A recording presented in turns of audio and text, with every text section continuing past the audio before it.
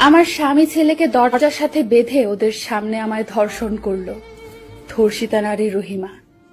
ভালোবাসার মানুষটাকে বিশ্বাস করে তার সাথে ঘুরতে গেছিলাম, সে তার বন্ধুদের নিয়ে গণধর্ষণ করলো আমায়। কলেজের ধর্ষিতা মেয়ে তানিয়া। খুব গরিব ছিলাম, তাই মাইনসের বাড়ি কাজ করতাম। একদিন মালিকের বউ বাড়িতে ছিল না, আমি ঘর মুছতেছিলাম, তখন মালিক আইসা দরজা বন্ধ কইরা আমার ইচ্ছা মতো ধর্ষণ করলো। ধর্ষিতা কাজের বুয়া আসমা বেগম। নিজের জন্মদাতা পিতা নেশাগ্রস্ত অবস্থায় বাসায় এসে ধর্ষণ করলো আমায়। অভাগী ধর্ষিতা মেয়ে মিতু, ধানমন্ডি। কলেজে যাওয়ার সময় বখাটে ছেলেরা ডিস্টার্ব করে, তাই থানায় ডায়েরি করতে গেছিলাম আমি আর আমার ছোট ভাই। ভাইরে দোকানে যাইতে বললা আমাকে পিস্তলের ভয় দেখায় ধর্ষণ করলো আমায়।